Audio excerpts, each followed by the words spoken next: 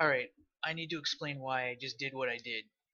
So, one of the major things that I've been kind of worried about or thinking about as I was trying to figure out how everything's going to flow towards the end of the map, uh, one of my problems is that the red key door, I guarantee you most people won't even know it's there. There's nothing here. Like, nobody's going to see it, and it's not going to be something that you remember either. So I needed to do something about that. And my first instance of trying to figure out what I wanted to do was to maybe actually restructure this room so that the first thing you see when you open this door is a red key door basically on this wall here. Um, that's okay, but it puts things pretty close to right here. And then there's not going to be really that much room for a nice juicy fight at the end of the map, which I want to do. Basically, I want to do a really cool juicy fight. Juicy. But uh, it just wasn't good enough. It wasn't a good enough idea. So I kept kind of racking my brain about what I can do to make this work better. And it occurred to me that that fountain out here, not only is it sort of a redundant thing, but it didn't serve any purpose. It didn't really do anything. Yet it had prime real estate as far as what the player would see in the future, and also is totally visible from when you open up the first red door here. Like, it's a straight shot all the way down. But not only that, I mean, the player is going to be pretty distracted at this point in time, but a lot of people are going to make a mental note when they see this, that there's this red door, because notice how everything's structured in such a way now where it's sort of it's looking directly at this. There's lines of sight. There's this sort of perspective angles, and everything's kind of pointing to this door here. And there's like ceiling beams, and it's a lot more sensory overload at the same time. But in a way, it's going to be more memorable. You're probably going to remember this. You're never going to remember this, and you probably wouldn't have even remembered that. So that's why I had to do this. That's why I set this up this way. Um, there's some other things that I probably want to address, but that's pretty much it. Like, I think that's going to provide a much better framing of the end of the map, and it takes you to a teleport, boom, sort of the regular tropes of Doom and everything like that. And I know that this is like a tech door on a health. This is a Doom trope. It doesn't make any sense if this was to try to be modernized. This would always look like crap because it just wouldn't make sense or something like that. But um, is to have the exit door. It's something that I think was sort of left out of Doom 2, and it was something that was uh, standardized in Doom 1. So to me, standardizing and making things more predictable and just having standards in general, I think makes a game feel more polished. So I always just veer in that direction no matter what. And in this case, I use exit doors even if it's a hell level. Even if it's obviously a hell level. And one of the other things too that I like about this is that one of the things that I'm going to be doing with this after I finish this level is I'm going to add a level here, and I might add a level here. And literally, it's just going to be one big map, and I can add about 2 or 3 maps on top of this level, uh, but they can all be like separate sections, and they can all have their own stuff and their own key cards and their own everything like that, right?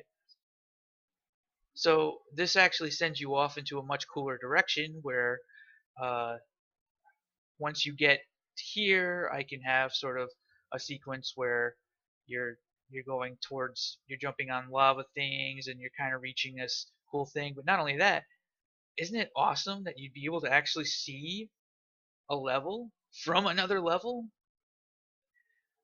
And it's one of the things too, is like it's almost like a lost opportunity because it's not like Doom maps require a whole lot of resources anymore. So having more than one map in a map, it just gets rid of a level load, really. I don't know. Anyway, it was just a weird thought. In fact, if I had another level down here, I might even be able to get away with having cliff overlooking this area or something like that. Like you can actually see the next map.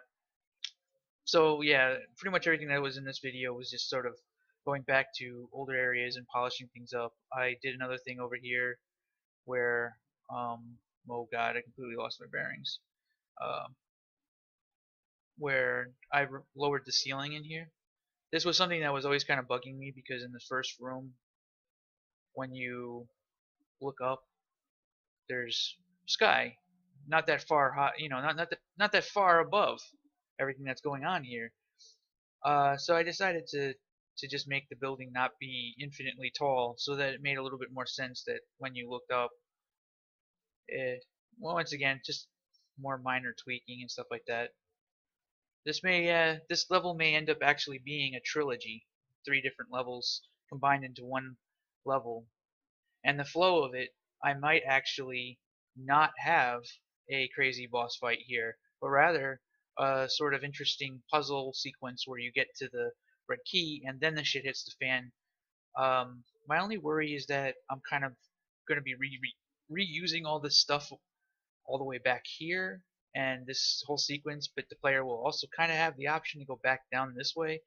Um, it's going to be a lot like the level just comes back alive. There's just going to be monsters everywhere. So no matter which direction you decide to go back into the map again, it's going to be total hell. And a lot of people are probably just going to go directly down the middle. So with that said, alright, I'm going to get back to it.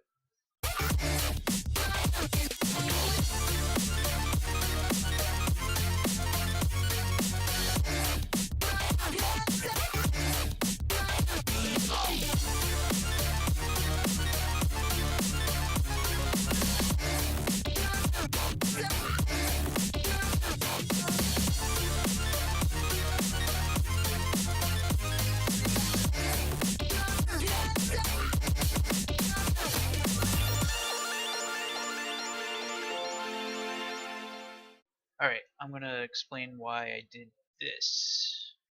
So one of the problems that I was having with this switch when you first enter this area here is that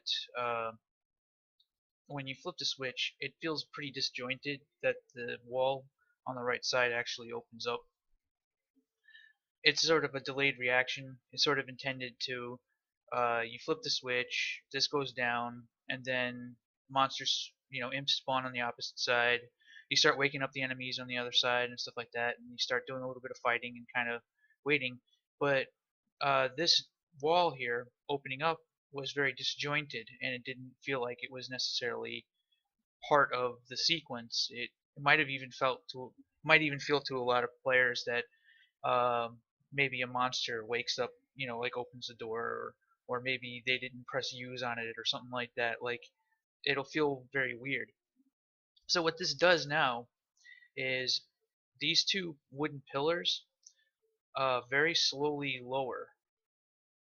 Immediately after flipping the switch, you'll hear them both lowering down. Actually, let me make them one so it's not like jamming up the sound channels. Okay, so they're both the same sector now. Yeah, so you flip this and immediately these start moving down very slowly. And then as soon as they reach the bottom, then the wall opens up. This signifies to the player and communicates to the player that this is a scripted sequence that is sort of a timed event. And the taller, the higher up the pillars are, the easier it is to, you'll notice that that's how much time it takes for that to actually open. So a lot of players will probably spend time, like while that's happening, take pot shots at enemies and do that while watching this. It draws attention. It explains things a little bit better. All right, I just wanted to explain that.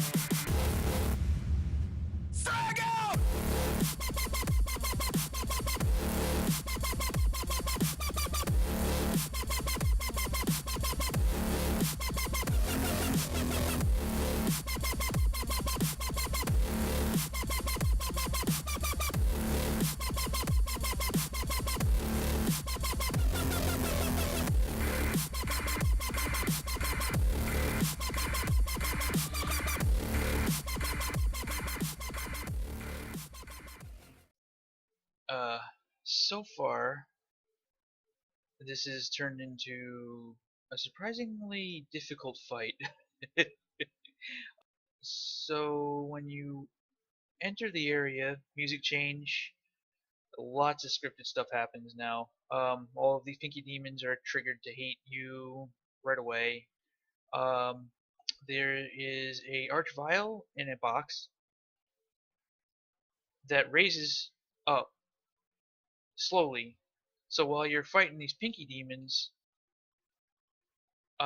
you'll see this archvile thing, which is established earlier in the map. When you see an archvile, that means an archvile symbol, you can bet your ass there's probably going to be an archvile. Uh, this also opens up, and arachnotrons are going to be laying suppressing fire, uh, like I had talked about in the previous video, and a lot of shit happens. I won't do a playthrough until this is further along, but this is probably one of the most over the top fights I've ever seen in Doom.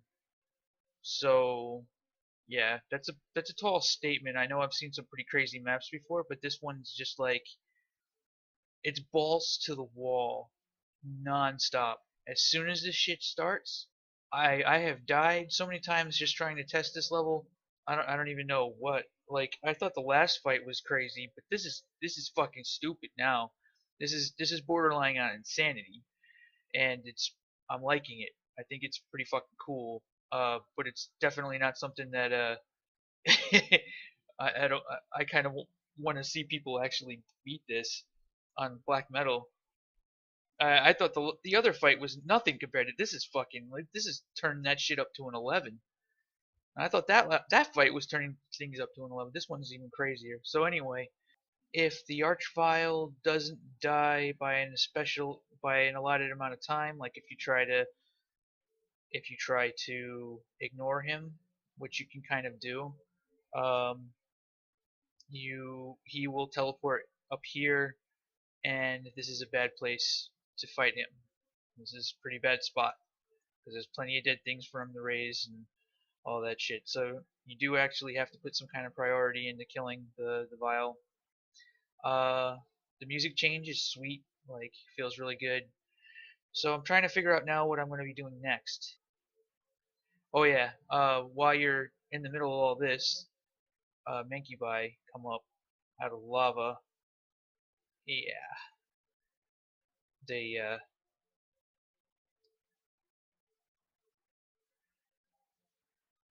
they they lay down a little bit of napalm into the area. There's napalm, a little bit of napalm here and there. The way the script is set up is a little bit different as well.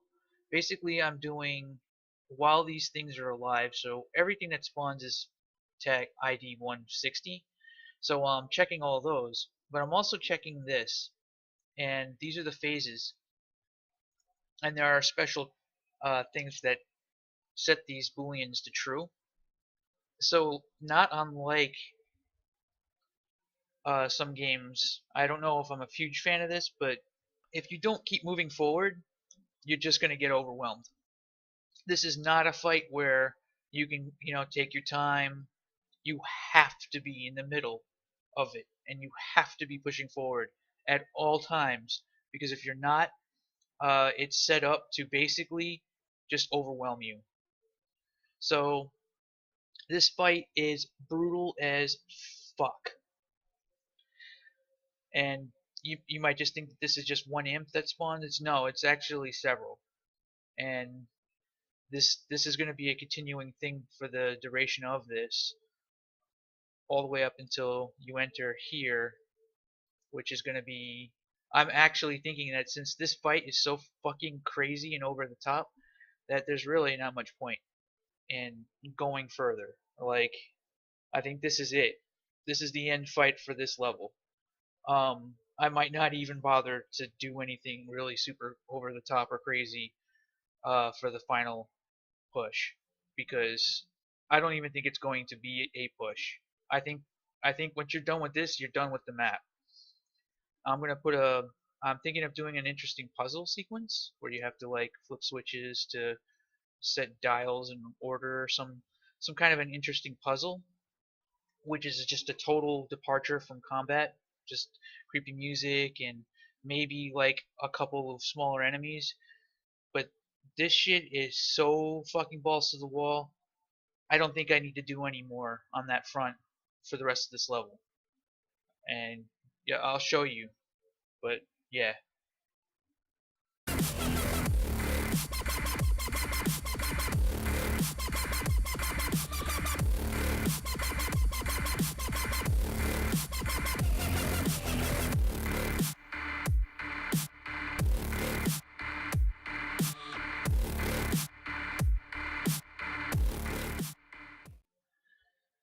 All right.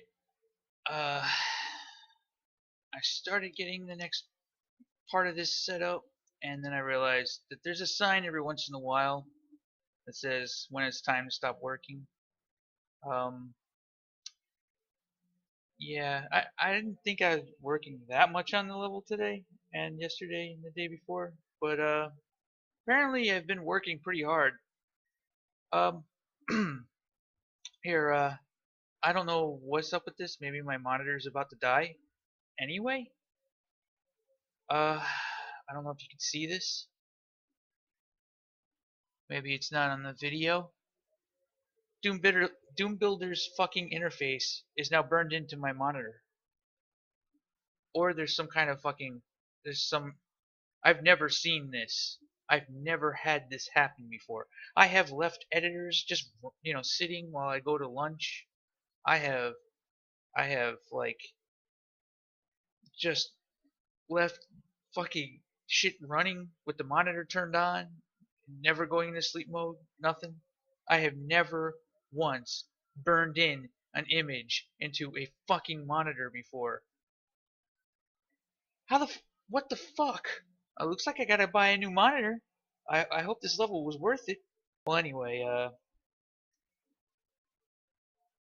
you complete most of this part right here. These lower down. Then you got a Revenant. You got Hell Knights. A little bit more fighting going on to another stopping point, which I might actually extend this a little bit more so that you kind of circle around and then you can enter this building and do the puzzle sequence thing. Uh, so this is going to be a sort of a three-part battle. So with that said, maybe I have been hitting this kind of hard. I didn't notice. I I don't know. Maybe 2 or 3 hours a day, 4 hours, maybe five. I don't know. I hit it a little bit harder the last couple of days. All right. With that said, that is a sign to call it a night because, wow. Back from the dead.